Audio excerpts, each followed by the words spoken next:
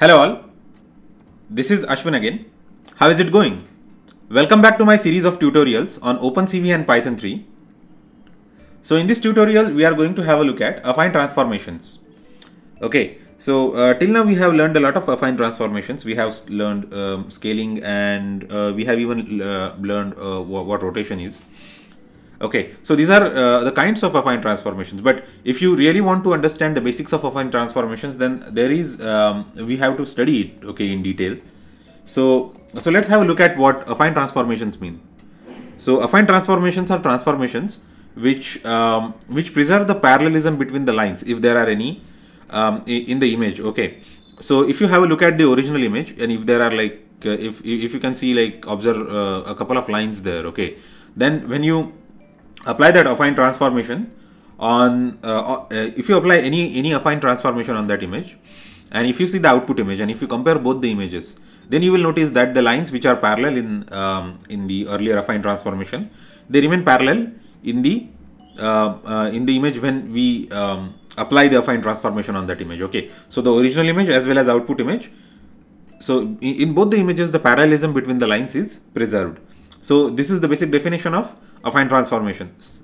So in few image processing books or in few mathematical books, it is said that affine transformation is transformation which operates on affine spaces. So I really don't know what it means, because I'm not actually like completely into too much of mathematical aspect of this. We just so in this tutorial we are going to get introduced to this function, okay, get affine transform.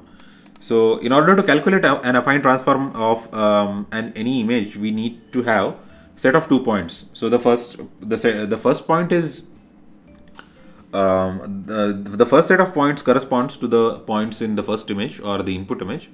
The second set of points corresponds to how the first set of points is going to be mapped to the set of points in the output image. So you have point 1, then point 2 and point 3. Then we have the output point, okay, output points, say O1, O2 and O3, O2 and O3. So the point 1 refers to the point 1 in the original image, and O1 refers to the point 1 of the output image. So this way we can actually map, and we need 3 points because the affine transformation requires 3 points. And one more care that we have to take is that these points should not be, all 3 points should not be collinear. I mean, they shouldn't be in the same line. So because if you have studied geometry, okay, we all know that we need 3 points to define a plane. So we are transforming from one plane to another plane, okay.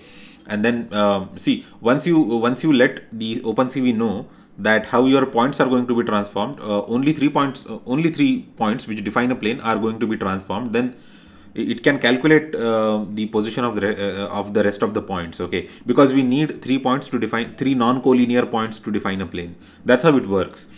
So first of all, we calculate the affine transform by passing the set of 2 points to this get affine transform, and then we just apply the resultant matrix to warp affine function as we have done earlier. So this is the function that we are going to I mean, this is the program that we are going to modify. Basically this is the program for rotation, okay, rotation affine transformation. So this is the rotated image that we have seen earlier. So we are just going to make the changes in this code. In case you are wondering where you can find the code, you will be able to find this code in the GitHub repository, okay, and the link for that GitHub repository is included in the description section of this video. So let's have a look at how this thing works. So a equal to cv2 dot get affine transform, okay, get affine transform. So we just need to define 2 points, right? So we can define the first point. Let's define the points first, and then we can pass those points directly to point 1 equal to np dot float of 32, and we can just define any 3 points. Just make sure that the points are not collinear. I mean, they do not fall. They should not be falling into the same line. Okay.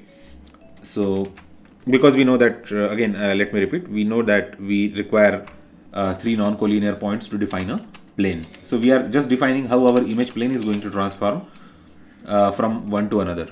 So just define 100 by 100, 100 comma 100. Then let's define 300 comma 100, 300 comma 100, and finally 100 comma 300.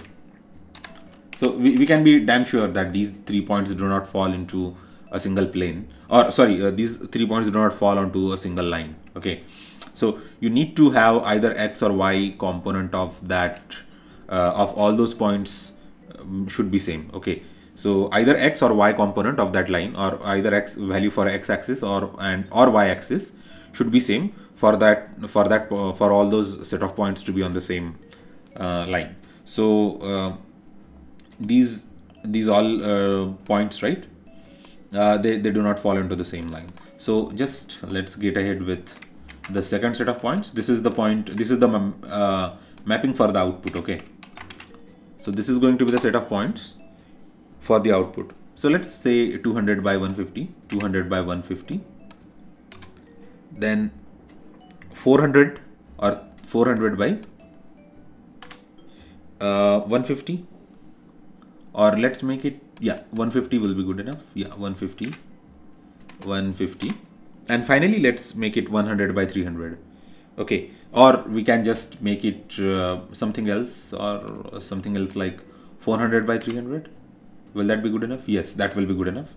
And then we will just apply everything to, we will just pass these 2 points to point 1 comma point 2. Okay, the first point refers to the set of points in the input image, and the second point refers to the set of points in the output image. And then this CV2.getAffine transform, I guess what's wrong with this? Why it is still showing there? Okay, NP. Just say import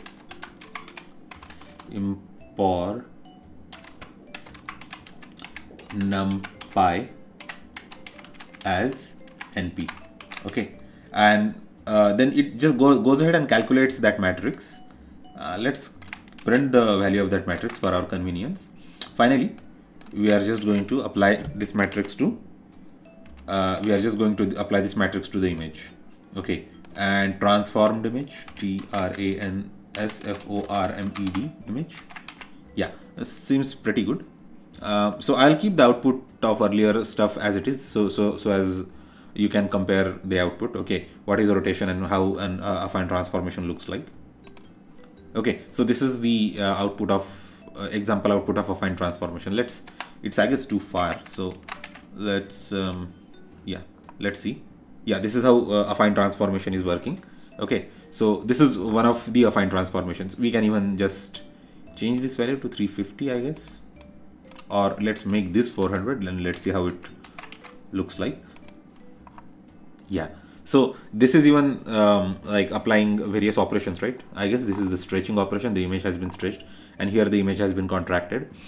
So using if you are very good mathematically and you can calculate the set of input points as well as set of output points it takes to shrink an image and rotate an image and all that sort of stuff, then you can probably definitely calculate your own matrices. And as you have seen that in the earlier example, we saw how to implement the rotation effect on the, I mean, a live rotation kind of visual effect on the still image, as well as the output from or the input from the webcam. You can do the same thing with affine transformation. I mean, you just need to keep on the changing the value of these points, and you will be able to create a lot of visual effects on the live webcam feed of your computer. So this is how we can implement the affine transformation. In the next video tutorial, we are going to have a look at how we can implement a perspective transformation on any image. So if you have any more ideas about tutorials, or if you have any suggestions, just let me know in the comment section down below. Thanks a lot.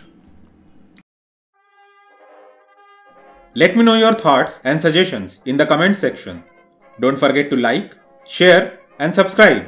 I will see you next time.